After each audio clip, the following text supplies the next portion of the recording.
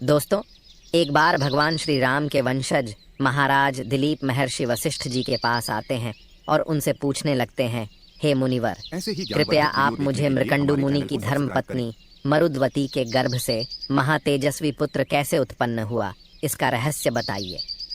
मृकंडु मुनि ने ऐसा कौन सा कार्य किया जिससे उन्हें कम आयु वाली संतान हुई और फिर उसे दीर्घायु कैसे प्राप्त हुई।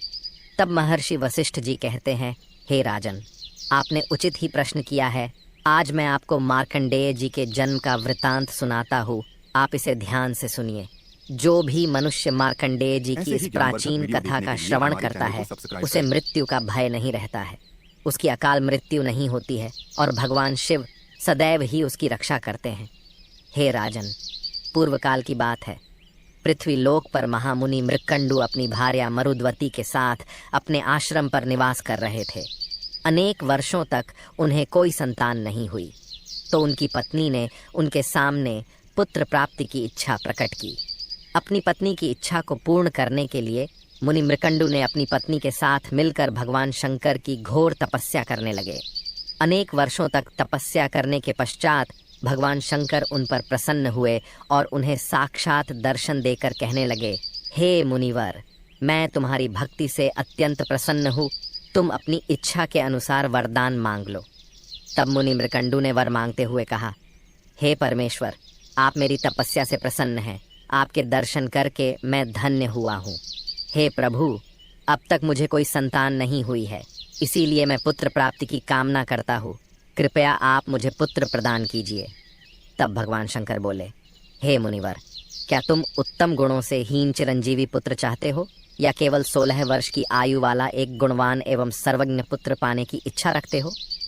भगवान शंकर के इस प्रकार से पूछने पर धर्मात्मा मृकंडु ने कहा, हे जगदीश्वर, मैं गुणहीन पुत्र नहीं चाहता, उसकी आयु छोटी ही क्यों न हो, किंतु वह गुणवान और सर्वज्ञ होना चाहिए। इसीलिए आप मुझे 16 वर्ष की आयु वाला गुणवान पुत्र ही प्रदान कीजिए। फिर भगवान शंकर बोले, हे मुनिवर, ठीक है, तो मैं तुम्हें यह वरदान देता हूँ कि तुम्हें 16 वर्ष की आयु वाला एक पुत्र होगा, जो परम धार्मिक, सर्वज्ञ, गुणवान, यशस्वी और ज्ञान का समुद्र होगा। वह तीनों लोकों में कीर्ति प्राप्त करेगा। इस प्रकार से वरदान देकर भगवान शंकर उस स्थान से अंतर्ध्यान हो गए। भगवान शंकर से वरदान पाकर मुनि मृकंडु और उनकी पत्नी दोनों संतुष्ट हुए और आश्रम पर चले गए। फिर कुछ ही दिनों के बाद मुनि मृकंडु की पत्नी मरुद्वती गर्भवती हुई। मुनि ने विधिपूर्वक गर्भधान का संस्कार किया। तदनंतर उन्होंने गर्भ के बालक में पुरुषत्व की वृद्धि के लिए एक शुभ दिन विधि के अनुसार अच्छे ढंग से पुंसवन संस्कार किया। जब 8वां मास आया तब मुनि मृकंडु ने संतान की सुखपूर्वक उत्पत्ति के लिए सीमंतोन्नयन संस्कार किया, ताकि बालक का जन्म होते समय किसी प्रकार का विघ्न उत्पन्न न हो। फिर बालक के जन्म का समय आने पर मरुद्वती के गर्भ से सूर्य के समान तेजस्वी पुत्र का जन्म हुआ। वह बालक अत्यंत सुंदर तथा तेजवान दिखाई पड़ रहा था। चारों दिशाओं में प्रसन्नता छाने लगी। समस्त देवतागण भी स्वर्ग से उस बालक के जन्म की प्रशंसा करने लगे। फिर बालक की शांति के लिए महर्षि वेदव्यास जी मुनि मृकंडु के आश्रम पर पधारे। साक्षात महामुनि वेदव्यास जी ने उस बालक का जात कर्म संस्कार किया। उसके बाद मुनि मृकंडु ने 11वें दिन बालक का नामकरण संस्कार किया और बालक का नाम मार्कंडेय रखा गया। उस बालक को देखकर नगर के समस्त निवासी आश्चर्यचकित होकर कहने लगते थे, अहो, इस बालक का रूप कितना अद्भुत है, इसके अंदर अद्भुत तेज है, इसके अंगों के लक्षण भी अद्भुत है। ऐसा प्रतीत हो रहा है साक्षात भगवान शंकर ही इस बालक के रूप में प्रकट हुए हैं। फिर मृकंडु मुनि ने 4थे महीने में बालक को घर से बाहर निकाला। 6ठे महीने में उस बालक का अन्नप्राशन कराया। फिर 2.5 वर्ष की आयु में चूड़ा कर्म करके श्रवण नक्षत्र में कर्णवेद किया। फिर मृकंडु मुनि ने बालक के ब्रह्म तेज की वृद्धि के लिए 5 वर्ष की उम्र में उसे यज्ञोपवीत दे दिया और उसे वेद पढ़ाया। फिर मार्कंडेय जी ने अपने गुरुओं से ज्ञान प्राप्त किया और अपनी विलक्षण बुद्धिमता से समस्त गुरुओं को प्रसन्न किया। इस प्रकार से वर्ष बीतने लगे और जब मार्कंडेय जी का 16वां वर्ष प्रारंभ हुआ तो उनके पिता मृकंडु का हृदय शोक से भर गया। उनके संपूर्ण इंद्रियों में व्याकुलता छा गई। वे दुखी होकर विलाप करने लगे। अपने पिता को शोक करता हुआ देखकर मार्कंडेय ने अपने पिता से उनके शोक का कारण पूछा। तब मुनि मृकंडु ने मार्कंडेय जी से कहा, हे पुत्र, भगवान शंकर ने तुम्हें केवल 16 वर्ष तक की ही आयु प्रदान की है। अब तुम्हारी 16 वर्ष की आयु की समाप्ति का समय निकट आ चुका है। उसके बाद तुम्हारी मृत्यु हो जाएगी। अपने पिता का यह कथन सुनकर मार्कंडेय ने कहा, हे पिताश्री, आप मेरे लिए कदापि शोक ना कीजिए। मैं ऐसी तपस्या करूंगा जिससे मैं अमर हो जाऊं। महादेव सभी को मनोवांछित फल प्रदान करते हैं। वे मृत्यु को जीतने वाले त्रिनेत्रधारी सर्वज्ञ है। वे कालों के भी काल महाकाल है। मैं उन्हीं की आराधना करके अमरत्व को प्राप्त करूंगा। अपने पुत्र की बात सुनकर उसके माता पिता को बड़ा आनंद हुआ। उन्होंने अपने शोक का त्याग किया और कहने लगे, हे पुत्र, तुम अवश्य ही भगवान शंकर की शरण में जाओ। उनसे बढ़कर दूसरा कोई हितैषी नहीं है। जो संसार में किसी के लिए भी संभव नहीं है, भगवान शंकर उसे भी संभव बना सकते हैं। वे काल का भी संहार करने वाले हैं। भगवान शंकर ने ही समुद्र मंथन से प्रकट हुए अग्नि के समान भयंकर हलाहल विष का पान करके तीनों लोकों को बचाया था।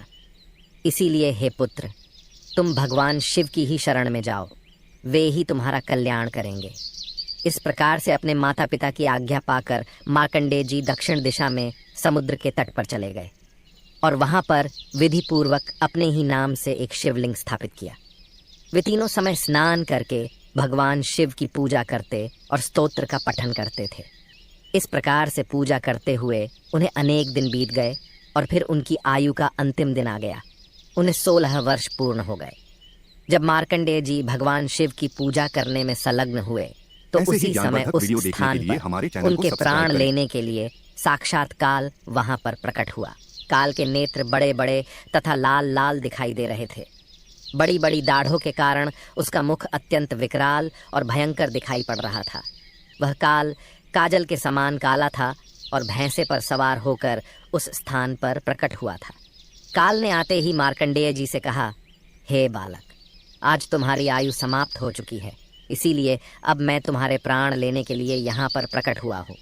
उस काल को अपने सामने खड़ा देखकर मार्कंडेय जी को जरा सा भी भय नहीं लगा और वे उस काल से कहने लगे, हे महामते काल, मैं जानता हूँ कि आज मेरा अंतिम दिन है, किंतु मैं जब तक भगवान शिव के मृत्युंजय नामक मंत्र का पाठ पूरा न कर लूँ तब तक मेरी प्रतीक्षा करो।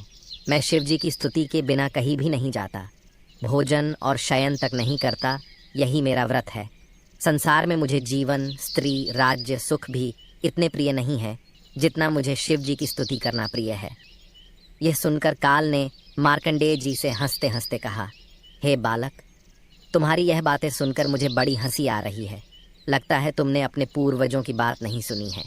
जो मनुष्य जवानी में ही धर्म के कार्य नहीं करता, वह बुढ़ापे में पश्चाताप करता है। 1 वर्ष के 8 महीने में धर्म के कार्य करने चाहिए ताकि बचे हुए 4 महीने सुख से बीते। मनुष्य को दिन में ही काम पूरा कर लेना चाहिए ताकि रात में उसे सुख से नींद आए। जीवन भर ऐसा कार्य करना चाहिए जिससे मरने के बाद सुख प्राप्त हो। जो काम कल करना चाहिए उसे आज ही करने में भलाई है। जब मृत्यु निकट आती है तो काल यह नहीं देखता कि उस प्राणी का काम पूरा हुआ है या नहीं। काल बिना विलंब किए ही प्राणी को ग्रहण कर लेता है। मूर्ख मनुष्य मृत्यु को सामने खड़ा हुआ देखकर भगवान को याद करने लगते हैं और पश्चाताप करने लगते हैं। हे बालक, ध्यान से सुनो। जिसकी मृत्यु नहीं आई है उसे सैकड़ों बाण भी लग जाए तो भी वह नहीं मरता, किंतु जिसकी मौत आती है वह घास का तिनका चुभने पर भी मर जाता है।